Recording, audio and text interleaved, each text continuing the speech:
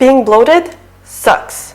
It's not only uncomfortable, it affects how you look, how confident you are around other people, even your mood. In this video, I'm sharing 5 foods that you may be eating on a daily basis and that's causing you to be bloated. And I'll share a simple 3-step method to help you unbloat in a matter of days. In case you don't know me, I'm Ingun, a Norwegian Viking and researcher sharing science-based, no BS tips on losing weight naturally and effectively without suffering in the process. If that's something you'd like to know more about, then make sure you subscribe to my channel and click that bell button. So today we are talking about bloating, because as you know, if you've been following me for a while, to me it's not only important to help you lose weight so you can look your best, it's just as important that you feel your best. And actually a lot of people who go on diets to lose weight actually end up getting more bloated, because quite a few of the foods that we're told to eat as part of a weight loss diet or a healthy diet can actually make us bloated. So the first food on the list of foods that can make you bloated is a group of foods,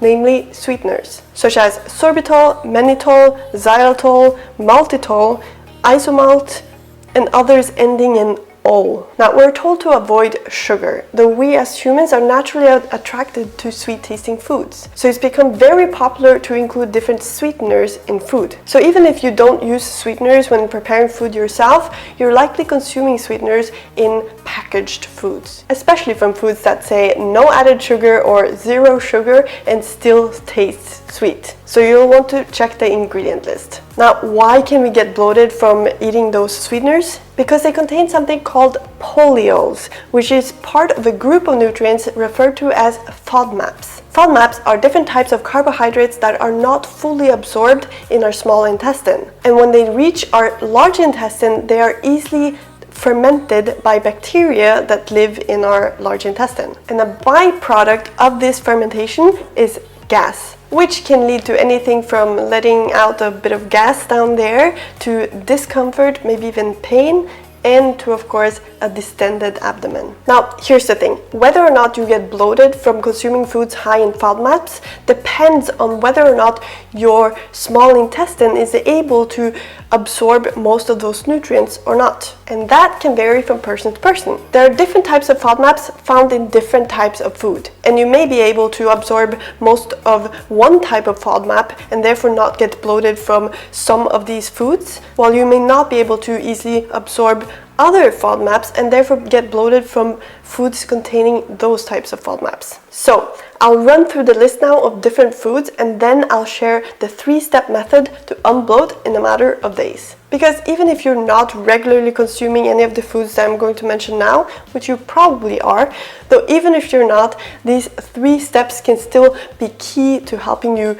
unbloat once and for all. By the way, I would really appreciate if you gave this video a thumbs up, made sure you're subscribed, and click that bell button. And for lots more no BS weight loss tips, you may also find me on Instagram at VikingIngun. So, we already talked about sweeteners. An alternative to that would be to, for example, use maple syrup. You may try honey as well, though it's relatively high in a different type of FODMAP, which you may or may not get bloated from, so you would have to try it out. Now, the second group of foods is legumes, including particularly lentils, chickpeas, and red kidney beans. The third group of foods is fruit and vegetables. Not all fruits and vegetables, of course, though specifically the ones listed here. Now, maybe you don't notice anything if you eat small amounts of these, though I myself, for example, have tried cauliflower pizza, meaning using cauliflower as the main ingredient of the pizza dough, and it makes me pretty bloated, to say the least.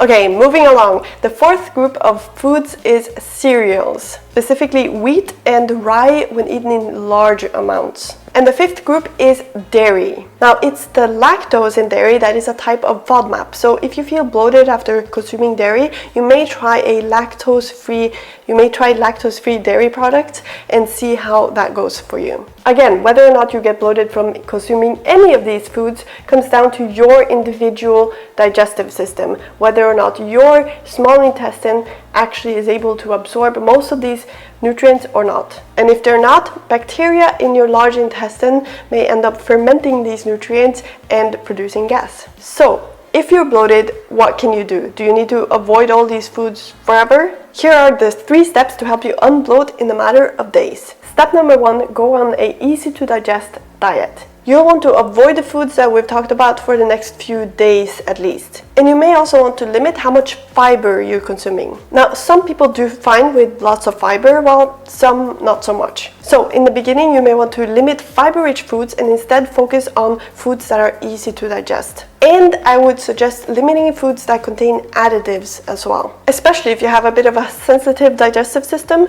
they may not sit that well with you. And the whole point of step number 1 is to limit everything that can be an issue for you. Step number 2, keep a journal of everything you're eating and your symptoms. Simply write down everything that you're eating and drinking, and then write down whether or not you feel bloated. You may also want to write down your bowel movements. This is the only way we can pinpoint which specific foods may be causing you to feel bloated. Which leads us to step number 3.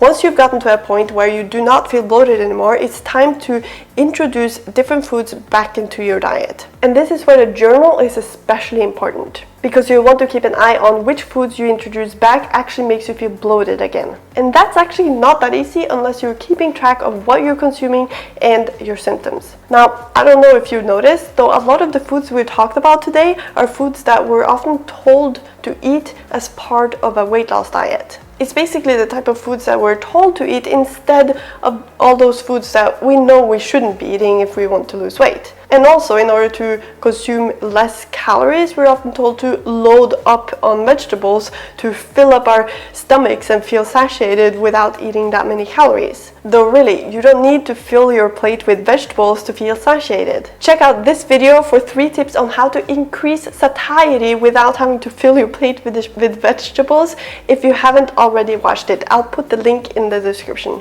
Now really, the whole point of losing weight is to feel your best. Feeling good about how you look is only part of that. If you don't also feel great, you won't really take advantage of how great you look.